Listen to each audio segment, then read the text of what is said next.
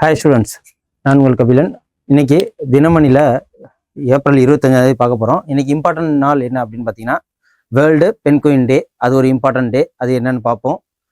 அதுக்கப்புறம் mosquito malaria டே, world malaria டே இன்னைக்கு Anopheles கொஸ்டினால வர்றது. இது WHO வேர்ல்டு ஹெல்த் ஆர்கனைசேஷன் மூலயமா 2007 வேர்ல்டு மலேரியா டே ஏப்ரல் 25 கொண்டாடுறோம். எதனால அப்படின்னு சொல்லிட்டு கொண்டாடுறன்னு கூட சொல்லக்கூடாது, இதை நம்ம ஒரு அவேர்னஸ் டே அப்படின்னு சொல்லிட்டு சொல்லலாம்.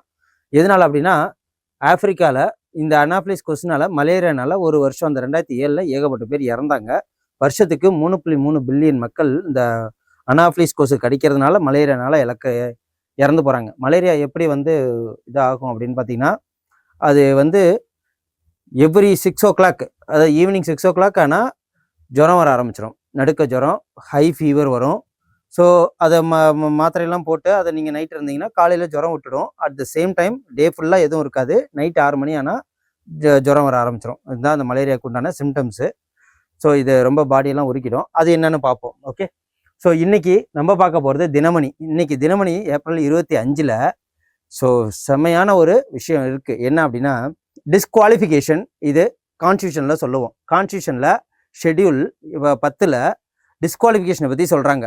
ஒரு பார்ட்டி இருக்கும். இப்போ நான் ஒரு பார்ட்டியில் இருக்கேன். இப்போ நான் டிஎம்கே பார்ட்டிலேருந்து ஒரு எம்எல்ஏவாக என்ன தேர்ந்தெடுக்கிறாங்க. அந்த எம்எல்ஏவாக தேர்ந்தெடுத்து இப்போ எம்எல்சின்னு ஒன்று இருந்துச்சு முன்னாடி. ஓகே, சரி, எம்பியா டிஎம்கேலேருந்து என்ன ஒரு எம்பியா, ராஜ்யசபா எம்பியா என்னை சென்ட்ரலுக்கு அனுப்பிச்சி வைக்கிறாங்க. நான் அங்கே இருந்துக்கிட்டு இந்த ராஜ்யசபா எம்பியா இருந்து டிஎம்கே சார்பாக நான் அங்கே இருக்கும்போது டிஎம்கே பார்ட்டி என்ன பண்ணுது, என்னை வெளியில எடுத்துடுறாங்க அப்படின்னு வச்சுப்போம்.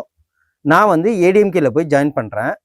ஓகே, ஏடிஎம்கே இப்போ தான் ரூலிங் பார்ட்டி சென்ட்ரலில் பண்ணுறாங்க அப்படின்னு சொல்லிட்டு பார்க்கும்போது ஏடிஎம்கேன்னு கூட வேணாம், பிஜேபி. ஓகே, பிஜேபியில் நான் ஒரு 10 பேர் ராஜ்யசபா எம்பியா இருக்காங்க. இப்போதைக்கு 6 பேர் இருக்காங்க இல்லையா, அந்த 6 பேரில் ஒரு 4 பேரை அழைச்சிட்டு போயிட்டேன் அப்படின்னு பார்த்தீங்கன்னா 2/3 மெம்பரில் கொண்டு போனால் டிஸ்குவாலிஃபிகேஷன் வராமல் இப்போ தான் மெர்ஜிங் அப்படின்னு சொல்லிட்டு சொல்கிறாங்க.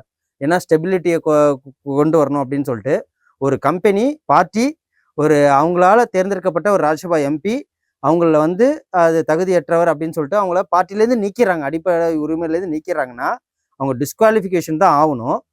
ஓகே, அவங்க தகுதி நீக்கம் படணும். பட் இப்போ புதுசாக என்ன பண்ணியிருக்காங்க, ஆம் ஆத்மி பார்ட்டி இப்போ ரீசெண்டாக நம்ம நியூஸில் பார்த்துருப்போம், ராகவ் சதா அப்படிங்கிறவர். ஸோ மொபைலில் 28 நாளைக்கு தான் நீங்கள் கொடுக்குறீங்க, ஏன் 30 நாளைக்கு கொடுக்கல அப்படின்னு சொல்கிறாங்க. அதுக்கப்புறம் ஏர்போர்ட்டில் ஒரு காஃபி ஒரு தண்ணி வாங்கினா கூட நம்ம 100 ரூபாய் 120 ரூபாய்க்கு மேலே வாங்குற வேண்டியதாக இருக்குது அப்படின்னு சொல்லிட்டு அதுக்காக குரல் கொடுத்தவர். அதுக்கப்புறம் இந்த இதில் மல்டிபிள் டைம்ஸ் நம்ம டேக்ஸ் கட்டுற மாதிரி இருக்கு அப்படின்னு சொல்லிட்டு ஒரு அடிப்படை விஷயத்துக்காக பேசின அந்த ராகவ் சதா அவர்களை அவர் பஞ்சாப்லேருந்து தேர்ந்தெடுத்திருந்தாங்க ராஜ்யசபா எம்பியா. ஆம் ஆத்மி பார்ட்டி என்ன பண்ணியிருக்காங்க, அதாவது அரவிந்த் கெஜ்ரிவால் அவங்கள தகுதி நீக்கம் பண்ணியிருக்கிறாங்க.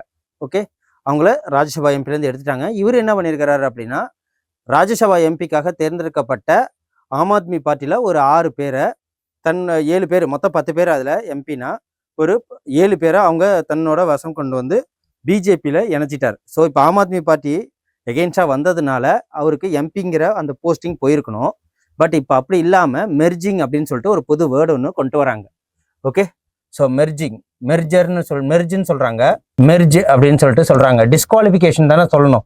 ஸோ அதான் என்னன்னா, ராகவ் சத்தா, சந்தீப் பாடக், அசோக் மித்தல், ஸ்வாதி மாலிவால், ஹர்பஜன் சிங், கிரிக்கெட்டர் ஹர்பஜன் சிங் மற்றும் ராஜேந்திர குப்தா, அப்புறம் விக்ரம் சைனி ஆகிய 7 மாநிலங்களவை எம்பிக்கள் ஆம் ஆத்மி பார்ட்டிலேருந்து பிஜேபியில் போய் மெர்ஜ் ஆகுறாங்க, இணையிறாங்க. இதனால கான்ஸ்டியூஷனல் அது ஸ்டெபிலிட்டியை உண்டாக்குது அப்படின்னு சொல்லிட்டு சொல்றாங்க. பட் ஆக்ஸ் பர் த இப்போ எப்படின்னா கொறடான்னு ஒன்று சொல்லுவாங்க. இது ராஜீவ்காந்தி பீரியட்ல 1985 கொண்டு வந்தாங்க. ஒவ்வொரு கட்சிக்குமே ஒவ்வொரு பார்ட்டிக்குமே கொறடான்னு ஒருத்தவங்க இருப்பாங்க. இப்போ லோக்சபால, ராஜ்யசபால இல்லை சட்டமன்றத்தில் ஒருத்தவங்க ஒரு பில்லு பாஸ் பண்ணுறாங்க அப்படின்னா அது பாஸ் பண்ணுறதுக்கு பில்லு போட்டவங்க, அதாவது ஆளும் கட்சி ஒரு சைடும், கூட்டணி கட்சி அதாவது எதிர்கட்சியாக இருக்கிறவங்க ஒரு சைடும் இருப்பாங்க. இப்போ ஆளுங்கட்சியில் கூட்டணி கட்சியாகவும் இருப்பாங்க. அவங்களுக்கு சப்போர்ட்டாக தான் ஓட்டு போடணும். ஓகே, அவங்களுக்கு சப்போர்ட்டாக. ஏன்னா இப்போது பிஜேபி சம்மந்தமாக நான் எம்பியாக தேர்ந்தெடுக்கப்பட்டிருக்கேன்னா பிஜேபி சம்மந்தமாக தான் நான் ஓட்டு போடணுமே தவிர, இப்போ எக்ஸாம்பிளுக்கு இந்த delimitation bill, women reservation bill இருக்குது. நான் பிஜேபிக்கு சார்பாக போடாமல் காங்கிரஸ் சார்பாக போட்டோம்னா என்ன கொறடா மூலியமா என்ன டிஸ்குவாலிஃபிகேஷன் பண்ணிடுவாங்க. ஏன்னா அங்கே நம்பிக்கை இல்லாமல் ஒரு தீர்மானம் ஏற்படுது, நம்பிக்கை இல்லாத ஒரு பார்ட்டி மெம்பராக ஆயிடுறேன்.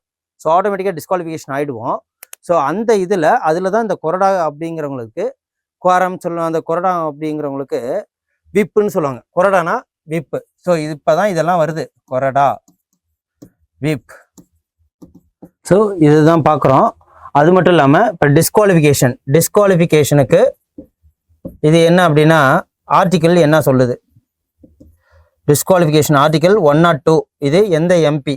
அதுக்கப்புறம் ஆர்டிக்கிள் 103 யார் இவங்க டிஸ்குவாலிஃபிகேஷன் ஆகுறாங்க, தகுதி நீக்கம் படுறாங்க யாரால அப்படின்னா எம்பியா இருந்தால் பிரசிடென்ட்டு, எலெக்ஷன் கமிஷன். இதுவே ஸ்டேட் இதாக இருந்ததுன்னா ஸோ அதுக்கு டிஸ்குவாலிஃபிகேஷன் ஸ்டேட்டுக்கு எம்எல்ஏவுக்கு ஆர்டிகல் 191 கவர்னர் மூலயமா. அதே மாதிரி டிஸ்குவாலிஃபிகேஷன் பண்ணுறாங்க அப்படின்னா 192ல் இது யார் முடிவெடுப்பாங்க அப்படின்னா ஸ்டேட் எலெக்ஷன் கமிஷனரும் கவர்னரும். So president, election commissioner, chief election commissioner. இதில் state election commissioner, governor.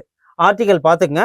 Article 102, 103 மற்றும் 191, 192 இது ரொம்ப முக்கியம். அப்புறம் 10th ஷெடியூலு இதெல்லாம் நம்ம பார்த்துக்கணும். 10th schedule. ஸோ அது மூலயமா தான் டிஸ்குவாலிஃபிகேஷன் அப்படிங்கிறது வருது. ஆனால் இதில் டிஸ்குவாலிஃபிகேஷன் வராமல் மெர்ஜிங்னு சொல்லி திருப்பி அவங்க பிஜேபி சார்பாக எம்பியா நிற்கிறாங்க. ஓகே, எம்பியா ராஜ்யசபாவில் இருக்கிறாங்க. ஸோ இந்த 7 பேரும். ஓகே, இதில் நல்லா புரிஞ்சுக்குங்க. ஆம் ஆத்மி பார்ட்டிலேருந்து பிஜேபியில் அவர் டோட்டல் மெஜாரிட்டியில் 2/3 மெஜாரிட்டி, 3 பங்குல 2 பங்கு அவங்க அழைச்சிட்டு போகணும். அப்போ தான் அது டிஸ்குவாலிஃபிகேஷன் வராது, மெர்ஜர் வரணும். எதனால அப்படின்னா ஸ்டெபிலிட்டி, ராஜ்யசபா ஸ்டெபிலிட்டி உண்டாக்கணும் அப்படின்னு சொல்லிட்டு கான்ஸ்டியூஷன் ஸ்டெபிலிட்டியை உருவாக்குறாங்க. ஓகே, ஸோ இதில் 52nd constitution 10th ஷெடியூலில் 52nd constitutional amendment act 1985 படி இந்த 10th ஷெடியூலை இம்ப்ளிமெண்ட் பண்ணியிருக்காங்க. 52nd constitutional amendment act 1985. Okay, so நேற்று பஞ்சாயத்து ராஜ் டே பார்த்தோம். 73rd amendment act 1992. ஸோ அதையும் பார்த்தோம். இன்னைக்கு நமக்கு டிஸ்குவாலிஃபிகேஷன் பற்றி பார்த்துருக்கோம். விப்புனாலே கொறடான்னு பேர். ஓகே, இது யார் கொண்டு வந்தாங்க அப்படின்னா ராஜீவ் காந்தி பீரியட்ல 1985 கொண்டு வந்தாங்க. ஸோ இவங்க யாருக்கு விசுவாசமாக இருப்பாங்க அப்படின்னா ஒவ்வொரு பார்ட்டிக்கும் ஒரு இது இருப்பாங்க. பிஜேபிக்கு ஒரு கொறடா இருப்பாங்க. ஓகே, காங்கிரஸ்க்கு, டிஎம்கேவுக்கு, ஏடிஎம்கேவுக்கு. இவங்க மெயினாக எப்போ யூஸ் ஆகும்னா இவங்கள்ட்ட சொல்லாமல் ஓட்டு போடுற அன்னைக்கு லீவ் போடக்கூடாது. ஸோ இவங்களை யார் தேர்ந்தெடுப்பாங்க அப்படின்னு பார்த்தீங்கன்னா இப்போ லோக்சபாவா இருந்ததுன்னா ஸ்பீக்கரு, அதுக்கப்புறம் ராஜ்யசபா இருந்ததுன்னா சேர்மனு. அவங்க தான் இந்த கட்சியோட கொறடாவா இருக்கணும் அப்படிங்கிறத சூஸ் பண்ணுவாங்க. ஓகே, ஸோ நம்ம கட்சிக்கு தான் நம்ம சொல்கிற இடத்துக்கு தான் ஓட்டு போகிறாங்களாங்கிறத கண்காணிக்க தான் இந்த கொறடாவோட மெயின் வேலையே. ஓகே, இதுலேருந்து உங்களுக்கு ஒரு கான்ஸ்டியூஷன் படி கொஞ்சம் புரிஞ்சிருக்குன்னு நினைக்கிறேன். பட் இது ரொம்ப ரொம்ப எக்ஸாமுக்கு இம்பார்ட்டன்ட்டு. ஓகே, ஸோ அது மட்டும் இல்லாமல் ஸோ டிஸ்குவாலிஃபிகேஷனால் என்னென்னலாம் வருது அப்படின்னா வாலண்டரி கிவிங் அப் பண்ணால் டிஸ்குவாலிஃபிகேஷன் ஆகிடுவாங்க. ஒரு பார்ட்டிலேருந்து இன்னொரு பார்ட்டிக்கு ஓட்டு போட்டால் அதில் டிஸ்குவாலிஃபை ஆகிடுவாங்க. அப்புறம் நார்மலாக அவங்க இல்லாமல் மற்றபடி அன்சவுண்ட் மைண்டாக இருந்தாங்கன்னா டிஸ்குவாலிஃபிகேஷன் ஆவாங்க. இதெல்லாம் நம்ம செக் பண்ணி வச்சுக்கணும். ஓகே, ஆர்டிகல்ஸ் ஞாபகம் வச்சுக்கோங்க. 108, 103, 102 மற்றும் 103. அதுக்கப்புறம் 191, 192. ஓகே, இதுதான், வேற ஒன்றும் இதில் இல்லை. டிஸ்குவாலிஃபிகேஷன் இதில் நம்ம ஜாயின் பண்ணியிருக்கிறது ரொம்ப ரொம்ப இம்பார்ட்டன்ட் தான். ஸோ இதில் இப்போ மெர்ஜி பண்ணுறது என்ன அப்படின்னு பார்த்தீங்கன்னா அதுக்கு ஆர்டிக்கல் இருக்கு. ஓகே, இது போய் பாருங்க. 91st amendment act constitutional CAA 91st constitutional amendment act 2003. Okay, 91st constitutional amendment act 2003 split பண்றதை விட்டுட்டு மெர்ஜிங்கை கொண்டு வரலாம், ஸ்டெபிலிட்டிக்காக, கான்ஸ்டியூஷனல் ராஜ்யசபா ஸ்டெபிலிட்டிக்காக கொண்டு வரலாம் அப்படின்னு சொல்லிட்டு சொல்லியிருக்காங்க. இந்த 91st amendment act constitutional amendment act 2003 அதுவும் ரொம்ப முக்கியம். இப்போ 52 கான்ஸ்டியூஷனல் அமெண்ட்மெண்ட் ஆக்ட் 1985 அதுவும் முக்கியம். அது டிஸ்குவாலிஃபிகேஷனுக்கு 10th ஷெடியூலு. ஸோ இதையும் பார்த்துக்கங்க. ஆர்டிகல்ஸ் இதில் 102, 103 இது ராஜ்யசபா, லோக்சபாவுக்கும் ராஜ்யசபாவுக்கும். அதுக்கப்புறம் பிரசிடென்ட்டு மற்றும் சீஃப் எலெக்ஷன் கமிஷனர் இவங்க தான் இதில் டிஸ்குவாலிஃபை பண்ணுவாங்க. இதில் விப்பு அதுவும் ரொம்ப முக்கியம். At the same time state அசம்பிளியில் எத்தனை ஆர்டிகல் அப்படின்னு பார்த்தீங்கன்னா ஆர்டிகல் 191 அண்ட் 192. ஸோ இதை ரொம்ப நோட் பண்ணி வச்சுக்கோங்க. ஸோ இந்தியா அமெரிக்காவோட வர்த்தக ஒப்பந்தம் 3rd ஸ்டேஜில் இருக்குது. இதுக்கு முன்னாடி எத்தனை 50% நமக்கு ட்ரேட் பண்ணாங்க, 50% வரி போட்டிருந்தாங்க, அதையும் பார்த்துக்கோம். இப்போ எத்தனை பர்சன்டேஜ்? 18% வரி குறைச்சிருக்காங்க. இது எப்போ குறைச்சாங்க அப்படின்னு பார்த்தீங்கன்னா நம்ம யூரோப்புக்கும் நமக்கும் ஃப்ரீ ட்ரேட் அக்ரிமெண்ட் போட்டோம் அப்போ. அதுக்கப்புறம் கத்தாருக்கு நமக்கும் ஃப்ரீ ட்ரேட் அக்ரிமெண்ட் போட்டோம். அதெல்லாம் பார்த்துட்டு தான் இவங்க இந்த ட்ரேடிங் இதில் 18% நமக்காக குறைச்சிருக்கிறாங்க. அட் த சேம் டைம் இப்போதைக்கு ஈரானில் வாங்கலாம், ரஷ்யாட்ட நம்ம எண்ணெய் வேலை வாங்கலாம்னு சொல்லிட்டு அனுமதிச்சிருக்காங்க. இதில் அக்ரிகல்ச்சர் ப்ராடக்ட்ஸை நம்ம நாட்டில் நிறையா விற்கிறதுக்காக இந்த ஃப்ரீ ட்ரேட் அக்ரிமெண்ட் நடக்கிறதுக்கு சான்சஸ் இருக்குது அப்படின்னு சொல்லிட்டு சொல்கிறாங்க. ஆனால் இங்கே இருக்கிற மினிஸ்டர்ஸ் என்ன, பியூஷ் கோயலாக இருக்கட்டும், ஹோம் மினிஸ்டர்ஸாக இருக்கட்டும், ஸோ அக்ரிகல்ச்சர் சம்மந்தமாக எந்த ஒரு பொருளும் வந்து உள்நாட்டு வியாபாரிகளை பாதிக்காது அப்படின்னு சொல்லிட்டு சொல்லியிருக்கிறாங்க. அது நடந்த பிறகு தான் தெரியும். ஸோ இதுதான் 12 பேர் குழு தெற்கு மற்றும் மத்திய ஆசியாவுக்கான அமெரிக்க உதவி வர்த்தக பிரதிநிதி நடந்திருக்கு. 2030க்குள்ள 47 லட்சம் கோடி மதிப்புக்கு ட்ரேட் நடக்கும் அப்படின்னு சொல்லிட்டு சொல்லியிருக்காங்க. இது நமக்கு எப்படி கொஸ்டின்ஸ் கேட்டிருக்கலாம் அப்படின்னா, இந்த free trade agreement trade with in between America and India reach the 47 lakh dollar அப்படின்னு சொல்லிட்டு எந்த இயர்னு கேட்கலாம். 2030 அப்படி இல்லைன்னா 2030க்குள்ள எவ்வளோ வந்து டார்கெட் வச்சிருக்காங்க அப்படின்னு சொல்லிட்டு கேட்கலாம். 47 லேக்ஸ். ஓகே, ஸோ இது மட்டும் பார்த்துக்குங்க. இந்த நியூஸில் நம்ம என்ன பார்க்க போகிறோம் அப்படின்னு பார்த்தீங்கன்னா, மோடி அவர்கள் வெஸ்ட் பெங்காலில் இப்போ இந்த நதியில் வந்து, இது எந்த நதி அப்படின்னு சொல்லிட்டு பார்த்தீங்கன்னா Hooghly river. Okay, Hooghly river இது கேஞ்சஸ் கங்காவோட துணை ஆறு தான் இது. ஓகே, துணை ஆறு. இது போர்ச்சுகீஸ் காலங்களில் இதில் யாரெல்லாம் வந்து வர்த்தகம் பண்ணியிருக்காங்க, இது எதுக்காக யூஸ் பண்ணியிருக்காங்கன்னா டிரான்ஸ்போர்ட்டுக்காக யூஸ் பண்ணியிருக்காங்க, ட்ரேடுக்காக யூஸ் பண்ணியிருக்காங்க, கன்சியூமர் அந்த இதுக்காக யூஸ் பண்ணியிருக்காங்க. ஸோ இது எந்தெந்த காலங்கள்னா போர்ச்சுகீஸ் மக்கள், அதுக்கப்புறம் டச்சு, அப்புறம் ஆங்கிலோ இந்தியன், இங்கிலாந்து, அதுக்கப்புறம் இப்போ நம்ம இந்தியா. ஓகே, ஸோ இதை இன்லேண்ட் வாட்டர் டிரான்ஸ்போர்ட்டுக்கும் இதை யூஸ் பண்ணிகிட்டு இருக்கோம், ஃபிஷிங்க்கு. அட் த சேம் டைமு இதில் வந்து ஹூக்ளி ரிவர், ஹவுரா நகரம், அப்புறம் வந்து சந்திரநாக்பூர், அதுக்கப்புறம் ஹூக்ளி, இது எல்லாமே இதில் இருக்குது. கங்கையோட கிளைநதி தான் இந்த ஹூக்ளி ரிவர். ஓகே, இதுவும் பார்த்துங்க. அப்புறம் ஹவுரா பாலம் மற்றும் வித்யாசாகர் சேது பாலம், எந்த 2 பாலத்தை வந்து அவங்க மீட் பண்ணி பார்வையிட்டாங்க அப்படின்னு சொல்லிட்டு கேட்பாங்க. ஹவுரா பாலம் மற்றும் வித்யாசாகர் சேது பாலம். ஓகே, ஸோ இது 2த்தையும் ஞாபகம் வச்சுக்கோங்க. அதுக்கப்புறம் சாம்ராஜ் சௌத்ரி நம்பிக்கை வாக்கெடுப்பில் என்ன பண்ணியிருக்காங்க அப்படின்னா, அவங்களுக்கு பீகாரோட 24வது முதலமைச்சராக அவங்களுக்கு நம்பிக்கை வாக்கெடுப்பு நடந்திருக்கு. கிட்டத்தட்ட அங்கே 207 சீட்டு அவருக்கு பிஜேபி மற்றும் ஐக்கிய ஜனதாதளம் இவங்க எல்லாமே வந்து அலைன்ஸில் தான் இருந்தாங்க. மொத்தம் சீட்டு எத்தனை அப்படின்னு பார்த்தீங்கன்னா, கிட்டத்தட்ட 242 சீட்டில் 243 சீட்டில் 207 சீட்டு பிஜேபி கூட்டணி தான் இருந்தது, என்டிஏ தலைமையில். அந்த என்டிஏ கூட்டணியில் இப்போ என்டிஏலேருந்து பிஜேபியிலேருந்து இவர் முதலமைச்சராக இருக்கார். 24 முதலமைச்சர். பேர் என்னன்னா சாம்ராஜ் சௌத்ரி. இப்போ இதுலேருந்து என்ன பண்ணியிருக்காங்க அப்படின்னு பார்த்தீங்கன்னா, நிதிஷ்குமார் அவர்களுக்கு ராஜ்யசபா எம்பி போஸ்டிங் கொடுத்துருக்குறாங்க. ஓகே, அதுக்கப்புறம் உலக கோப்பை துப்பாக்கி சுடும் போட்டியில் ஜூனியர் பிரிவு, ஓகே, ஜூனியர் பிரிவில் இந்தியா வந்து மேற்கொண்டு தங்கம் வாங்கியிருக்கிறாங்க. ஸோ அது என்னென்னு பார்த்தீங்கன்னா, ஸோ ஜூனியர் உலகக்கோப்பை துப்பாக்கி சுடுதல் போட்டியில் ஸோ 4ஆம் நாளான வெள்ளிக்கிழமைக்கும் 10 மீட்டர் ஏர் ரைஃபிளில் தங்கம் வாங்கியிருக்கிறாங்க. யாருன்னா சாம்பை மற்றும் திவ்யான்ஷி 2 பேரும் கூட்டு சேர்ந்து வாங்கியிருக்கிறாங்க. ஸோ ஆர்ச்சரில், செஸ்ஸில், அதுக்கப்புறம் வந்து வில் வித்தையில், ஸோ துப்பாக்கி சுடுதலில், அப்புறம் இப்போதைக்கு வந்து கிரிக்கெட்டில். ஓகே, இது எல்லாத்துலேயுமே வந்து இந்தியா ஸ்போர்ட்ஸில் ஸோ உலக அளவில் பார்க்குற அளவுக்கு இருக்குது. ஸோ அப்படிங்கிறப்போ, ஏன்னா இப்போ ரீசெண்டாக வைசாலி அவங்க இந்த ஃபைட் நடத்தின கேண்டிடேட்ஸ் அந்த செஸ்ஸில் சாம்பியன்ஷிப் பட்டம் வென்றிருந்தாங்க உலக அளவில். ஸோ அதுவும் இந்தியாவுக்கு ஃபஸ்ட் டைம் தான். ஸோ ஏகப்பட்ட ஸ்போர்ட்ஸில் நல்லா நம்ம முன்னேறிட்டு வந்துட்டுருக்கோம். ஓகே, ஸோ அதுலேருந்து நிறைய கொஷின்ஸ் கேட்க இருக்குது. அதனால் நீங்கள் ஸ்போர்ட்ஸும் கொஞ்சம் டார்கெட் பண்ணுங்கள். அதுக்கப்புறம் இது சோஷியல் சம்மந்தப்பட்டது. ஏன்னா சோஷியல் ஜஸ்டிஸ், சோஷியல் இஷ்யூஸ் எல்லாமே நமக்கு உண்டு. எந்தெந்த நாட்டிலலாம் ஸோ சமூக ஊடகங்களை தவிர்க்கணும் அப்படின்னு சொல்லிட்டு சின்ன பிள்ளைங்களுக்கு வயசு வரம்பு வச்சுருப்பாங்க. ஜென்ரலாக வந்து எல்லாமே வந்து ஒரு 13 வயசு, 13 வயசுலேருந்து எல்லோரும் யூஸ் பண்ணலாம். ஸோ சில நாடு ஃபஸ்ட்டு ஆஸ்திரேலியா தான் போன டிசம்பரில் ஸோ 16 வயதுக்கு உட்பட்டவங்க யாருமே வந்து ஸ்மார்ட் ஃபோன் யூஸ் பண்ணக்கூடாது அப்படின்னு சொல்லிட்டு, அதாவது யூடியூப்பு, இன்ஸ்டாகிராமு, வாட்ஸ்அப்பு இதெல்லாம் யூஸ் பண்ணக்கூடாதுன்னு தடை வச்சுருந்தாங்க. நம்ம இந்தியாவில் ஃபஸ்ட்டு முதல் மாநிலம் எது அப்படின்னா கர்நாடகா. அவங்க தான் வந்து ஃபஸ்ட்டு 16 வயசுக்குள்ளே யாரும் வந்து சோஷியல் வலைதளம் எதுவுமே யூஸ் பண்ணக்கூடாதுன்னாங்க. அதுக்கப்புறம் ஆந்திர பிரதேஷ் அந்த முடிவு எடுத்திருக்காங்க, கோவா முடிவு எடுத்திருக்கிறாங்க.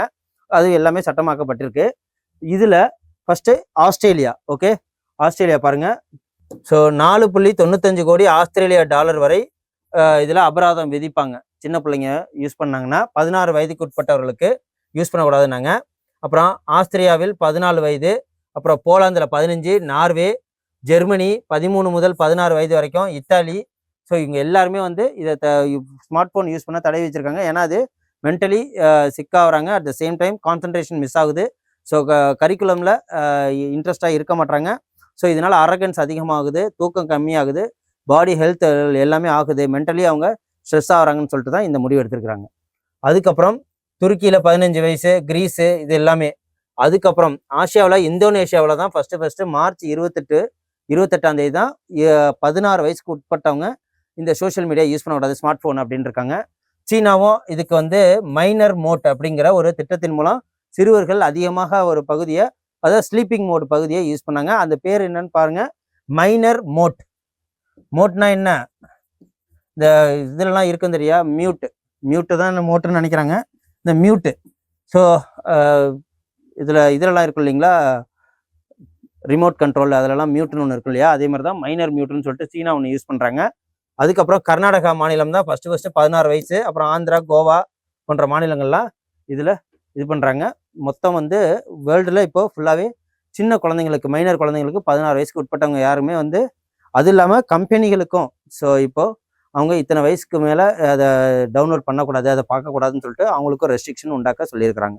ஸோ இதுவும் சோஷியல் இஷ்யூஸ். ஸோ பார்க்கணும். ஸோ இது நமக்கு கொஷின்ஸ் கேட்டுடலாம். ஆந்த்ரோபிக் மித்தோஸ் ஏஐ புதிய அச்சுறுத்தலாக இருக்குது, அதாவது ஃபினான்ஸுக்கு. ஏன்னா இப்போ ஃபின்டெக் உலகமாக ஆயிடுச்சு.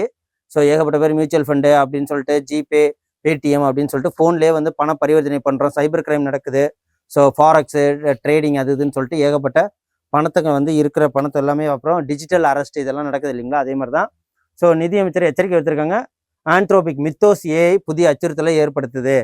ஸோ ஆந்த்ரோபிக் நிறுவனம் என்ன பண்ணுறாங்கன்னா, நிதித்துறை வங்கி சேவைக்கு இல்லாத வகையில் புதிய அச்சுறுத்தலாக இருக்காங்க மித்தோஸ் ஏஐ அப்படின்னு சொல்லிட்டு சொல்லியிருக்கிறாங்க. அதோடு மட்டும் இல்லாமல் ஃபின்டெக், நிதி தொழில்நுட்பம் மற்றும் சூழலில் மித்தோஸ் ஏஐ மாடல் ஏகப்பட்ட தாக்கத்தை ஏற்படுத்தினால இந்த ஏஐ வந்து அச்சுறுத்தலுக்கு ஏற்படுது அப்படின்னு சொல்கிறாங்க. இதோட சர்வர் எங்கே இருக்குது அப்படின்னு பார்த்தீங்கன்னா யூஎஸில் இருக்கிறதுனால சொல்கிறாங்க. ஓகே, ஆந்த்ரோபிக் நிறுவனம் சர்வர்களை அமெரிக்காவுக்குள்ளேயே மிக கடுமையான கட்டுப்பாட்டில் வைத்திருக்கிறார்கள். ஓகே, ஸோ மித்தோஸ் அப்படிங்கிற அந்த ஏஐயை ரொம்ப கேர்ஃபுல்லாக யூஸ் பண்ணணும். அட் த சேம் டைம் அது எச்சரிக்கையும் எடுத்திருக்காங்க. எந்த ஏஐ ஃபினான்ஸ் மினிஸ்டர் எச்சரிக்கை எடுத்திருக்காங்கன்னு சொல்லிட்டு கேட்கலாம்.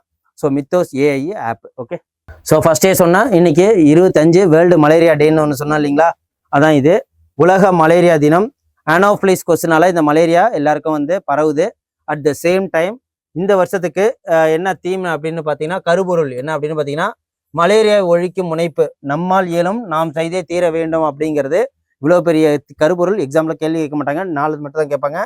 Driven to end malaria, now we can, now we must அப்படிங்கிற இந்த தீமோட இது ஆரம்பிக்குது. கிட்டத்தட்ட இது 2007 வேர்ல்டு ஹெல்த் ஆர்கனைசேஷனால இதை அவேர்னஸ் டேவை உண்டாக்குறாங்க. ஆனோஃபிலிஸ் கொசு. ஓகே, பிளாஸ்மோடியம், மலேரியா பிளாஸ்மோடியம் இந்த நோயை ஏற்படுத்துகிற ஒட்டுண்ணி.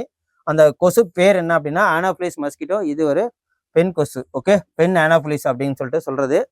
ஸோ இதெல்லாம் வந்து நமக்கு ரொம்ப ரொம்ப முக்கியம். ஓகே, அதுக்கப்புறம் வேர்ல்டு பெண் குயின் டே. இப்போ ரீசெண்டாக ஒரு பெண் குயின் தனியாக போனதுனால அதை பாசிட்டிவாகவும் பேசினாங்க, நெகட்டிவாகவும் பேசினாங்க. ஆக்சுவலாக இப்போ தான் இந்த வீடியோவை வெளியிட்டிருக்கணும். வேர்ல்டு பெண் குயின் டே. இது எங்கே கரெக்டாக வாழும் அப்படின்னு பார்த்தீங்கன்னா, அண்டார்டிகா மற்றும் ஆர்டிகாவில் குளிர் பிரதேசங்களில் தான் வாழும். ஸோ அது வந்து ஸ்னோ இருக்கிற இடத்துல தான் இருக்கும். ஓகே, இது வந்து ஒரு என்டேஞ்சர்டு ஸ்பீஷியஸ் லிஸ்ட்டில் இருக்குது, ஐயூசிஎன் ரெட் லிஸ்ட்டில் இருக்குது. அது மட்டும் இல்லாமல் இது அழியும் தருவாயில் தான் இருக்குது. ஓகே, பாப்புலேஷன்ஸ் ரொம்ப கம்மியாக இருக்குது. அதான் என்னென்னு பார்ப்போம். ஸோ பெண் குயின் எங்கே வாழும் அப்படின்னு பார்த்தீங்கன்னா, so cold and temperate marine என்விரான்மெண்ட்ஸில் தான் வாழும்.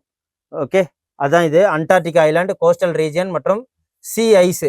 ஓகே, ராக்கி ஷோர்ஸ் இந்த மாரி இடத்துல அண்டார்டிகா மற்றும் சப் ஆர்டிகா இதிலலாம் வாழும். 18 பெண் குயின் ஸ்பீஷியஸ் இருக்குது. ஓகே, 10 ஆர் லிஸ்டட் இந்த ஐயூசிஎன் லிஸ்ட்டில் இருக்குது. ஸோ ஐயூசிஎன் லிஸ்ட்டு மொத்தம் எத்தனை வகை இருக்குது அப்படின்னா 18 வகை பெண் குயின்ஸ் இருக்குது. அதில் 10 அழிவும் தருவாயில் இருக்குது. அதோடு மட்டும் இல்லாமல் இந்த ஐயூசிஎன்னா என்ன, அதாவது international union for conservation of nature, 1964 ஆரம்பிக்கப்பட்டதான் இந்த ஐயூசிஎன். ஸோ கிட்டத்தட்ட 1,60,000 ஸ்பீஷியஸை ஐயூசிஎன் இதில் கொண்டு வந்திருக்காங்க. இதோட ஹெட் குவார்ட்டர்ஸ் எங்கே இருக்குது அப்படின்னு பார்த்தீங்கன்னா, சுவிட்சர்லாந்தில் கிளாண்ட் அப்படிங்கிற இடத்துல இருக்குது. ஐயூசியனோட ஹெட் குவார்ட்டர்ஸ் எங்கே அப்படின்னு சொல்லிட்டு கேட்பாங்க. கிளாண்டு சுவிட்சர்லாந்தில் இருக்குது. ஸோ பாருங்கள், ஐயூசிஎன் ஒரு கேட்டகரிஸ் வச்சுருக்காங்க ஒவ்வொரு இதுக்கும். அது என்டேஞ்சர்டா, வல்னரபிளா, ஸோ எக்ஸ்டிங்ஷனா அப்படின்னு சொல்லிட்டு பண்ணுவாங்க. ஸோ அந்த இது என்னென்ன அப்படின்னு பார்க்கணும். இப்போ எக்ஸ்டிங்க்ட் அப்படின்னா அழிஞ்சது. No individual remain alive after exhaustive. ஒரு உயிரினம் கூட அந்த இதுலேருந்து இருக்கக்கூடாது. இப்போ ஜுராசிக் பார்க்னா எக்ஸ்டிங்க்ட். ஓகே, அதான் இது ஜுராசிக் பார்க். சாரி, டைனோசர்னு சொல்லணும், டைனோசர். அதுக்கப்புறம் எக்ஸ்டிங்க்ட் இன் த வைல்டு அப்படின்னு பார்த்தீங்கன்னா சர்வைவ் இருக்கு, species survive only in the captivity cultivation out side the natural historical range. So எங்கேயாவது ஒரு இடத்துல இருக்கும், நேச்சுரலாக இல்லாமல் எங்கேயாவது வச்சிருப்பாங்க அழிஞ்சிடக்கூடாதுன்ட்டு ஜூவில். அதை தான் இது எக்ஸ்டிங்க்ட் இன் த வைல்டு. அதுக்கப்புறம் கிரிட்டிக்கல்லி என்டேஞ்சர்டு ஸ்பீஷியஸ், இது என்ன அப்படின்னு பார்த்தீங்கன்னா எக்ஸ்ட்ரீம்லி ஹை எக்ஸ்டிங்ஷன், அழிந்து போகிற தருவாயில தான் இருக்குது. இப்போ அதே மாதிரி தான் இப்போ எதுனா போலார் பியரு அதெல்லாம் சொல்லுவாங்க. அதுக்கப்புறம் இந்த எக்ஸ்டிங்ஷே அழிகிற தருவாயில எது இருக்குன்னு சொல்லிட்டு பார்த்தீங்கன்னா சீட்டா, ஓகே, சீட்டா இதெல்லாம் சொல்லுவாங்க. Due to severe population loss, minimal numbers, rapid habitat loss, இதனால தங்குற இடம்லாம் லாஸாக இருக்கணும் தான் கிரிட்டிக்கலி என்டேஞ்சர்டு. அப்புறம் என்டேஞ்சர்டு ஸ்பீஷியஸ்னா very high extinction risk. So இப்போ புலி இதெல்லாம் வந்து இந்த இதெல்லாம் இருக்குது, டைகரு, அதுக்கப்புறம் இந்த கேட் வகைகள், அதுக்கப்புறம் கரியல்ஸு, இது எல்லாமே வந்து அந்த இதில் தான் இருக்கும். ரெட் பாண்டாஸ் இதெல்லாம் சொல்லுவாங்க இல்லையா, அதுதான் அது ரெஸ்ட்ரிக்டட் ரேஞ்சில் இருக்கும், பாப்புலேஷன் ரொம்ப கம்மியாக இருக்கும். வல்னரபிள் அப்படின்னா இது வந்து ஹை எக்ஸ்டிங்ஷன் ரிஸ்க்கு, அழிகிற தடவை இருக்குது. Current thread persist without conservation, அதை பாதுகாத்தே ஆகணும். பாதுகாப்பாக இருக்கிறதுனால ஹேபிட்டட் லாஸ், தங்குற இடம் இருக்காது, ப்ரே பண்ணிவிடுவாங்க. புலி அதை வந்து கடத்திட்டு போய் அது எதுக்கோ ஒரு எக்கனாமிக்கல் கண்ட்ரோலுக்காக அதை இது பண்ணுறது தான் இந்த வல்னரபிள். வெளியிலேருந்து ஏதாவது அவங்களுக்கு பாதிப்பு இருந்தால் வல்னரபிள் கண்டிஷன் இருக்குன்னு சொல்லுவாங்க. நியர் த்ரெட்டன்டு அப்படின்னு பார்த்தீங்கன்னா close to qualifying for threatening categories. Okay, population குறைஞ்சிக்கிட்டே வர்றது. இப்போ ஒவ்வொரு வருஷமும் பார்ப்பாங்க, பாப்புலேஷன் 1-2 அதிகமாக இருந்ததுன்னா ஓகே, ஒவ்வொரு நாளைக்கும் ஒன்று 2 குறைஞ்சிட்டே இருந்ததுன்னா அது த்ரெட்டனில் இருக்கு, நியர் த்ரெட்டன். லீஸ்ட் கன்சர்ன் அப்படின்னா widespread, remain widespread, abundant the stable population, பாப்புலேஷன்ஸ்லாம் எல்லாமே கரெக்டாக இருக்கும். ஸோ இப்போ வந்து லீஸ்ட் கன்சர்ன் எக்ஸ்டிங்க்ட்லேருந்து இப்போ புலியல் இனத்தெல்லாம் நம்ம காப்பாற்றிட்டோம், எல்லா இடத்துலையும் வந்துகிட்டு இருக்கு. ஸோ அதே மாதிரி தான் இதை கொண்டு சொல்லிட்டு வரோம். டேட்டா டிஃபிஷியன்ட்டு, டேட்டாவே எடுக்க முடியாது, இன்செஃபிஷியன்ட், இன்ஃபர்மேஷனே தெரியாது, அதான் இது. அப்புறம் நாட் எவாலுவேட்டடு, ஸோ இது எல்லாமே வந்து ரெட் லிஸ்ட்டில் இருக்காது. ஓகே, ஸோ இதெல்லாம் தான் சொல்கிறோம். ஸோ இதெல்லாம் ஐயூசிஎன் ரெட் லிஸ்ட்டில் வந்திருக்கு. ஸோ இது உங்களுக்கு புரியும்னு நினைக்கிறேன். இன்றைக்கி உண்டான தினமணி நியூஸ் பேப்பர் உங்களுக்கு ரொம்ப யூஸ்ஃபுல்லாக இருக்குன்னு நான் நம்புகிறேன். ஸோ இதேமாதிரி டெய்லியும் இம்பார்ட்டன்ட் நியூஸ் பார்க்கறதுக்கு எங்கள் சேனலை சப்ஸ்கிரைப் பண்ணுங்கள், பக்கத்தில் உள்ள பெல் பட்டனை அழுத்திக்கிங்க. டெய்லி நம்ம இம்பார்ட்டன்ட் நியூஸாக பார்ப்போம். நன்றி, வணக்கம். Send a map. You dare to dream, we care to accomplish.